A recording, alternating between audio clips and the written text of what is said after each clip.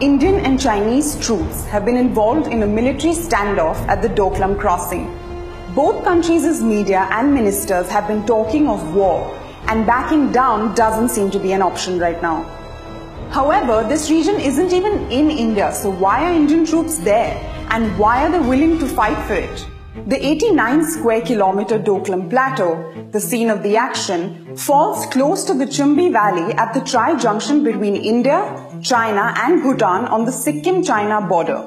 The area is part of a territorial dispute between China and Bhutan. India, on the other hand, has no territorial claim in the dispute. Now, while India and Bhutan recognize the plateau as Bhutanese territory, the Chinese have cited an 1890 treaty to bolster their claim. However, Bhutan and China entered another agreement in 1998, agreeing to stick to status quo until a final settlement was reached. And that is exactly what has been altered. Much like 1962, this standoff has been triggered by the construction of a road. On 16th June, PLA troops, along with earth movers and construction materials, reached a clearing point known as the turning point, violating status quo. As the soldiers and the movers were in disputed territory, Bhutanese soldiers asked them to retreat.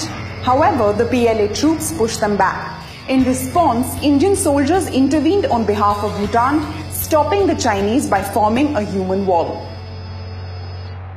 But why does this matter to India? India has stated that they're simply stepping in after being asked for help by an ally and neighbor. However, that is a slippery slope. The Chinese have countered this logic by stating that if allies can intervene in disputed territories, then they could step in to help Pakistan in Kashmir. Having said that, India has little choice but to intervene in Doklam. For India, the issue is that building a road through Doklam would provide the Chinese with an alternate route to the Chicken's Neck, a sliver of land connecting the northeastern states to the rest of India, compromising Indian defences. During the standoff, the Chinese government has reminded India of the 1962 loss. However, to understand why the Chinese want a road through Doklam, it may be important to remember the 1967 border clash. In September 1967, the Chinese activated the Sikkim-Tibet border and opened fire on an Indian patrol party near the Nathula Pass. The cross-border firing intensified with the use of heavy artillery. India suffered 88 casualties with 163 injured, while the Chinese reportedly lost over 300 men and 450 were injured. Unlike 1962, India did not yield any ground and won the encounter. The reason for this is the terrain. India controls the ridgeline that overlooks the Chumbi Valley. The valley itself is a narrow funnel with a single road, giving India, which has troops on both sides, the advantage.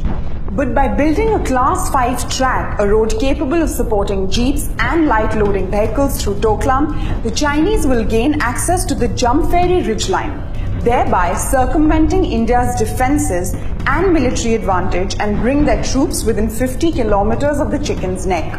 So how does it affect India? Both nations refuse to engage diplomatically unless the other removes their troops from the region. So worst case, if this issue isn't solved diplomatically, the nuclear neighbours might annihilate each other and the neighbouring countries. And none of this would matter as we would all be dead. However, this may not happen.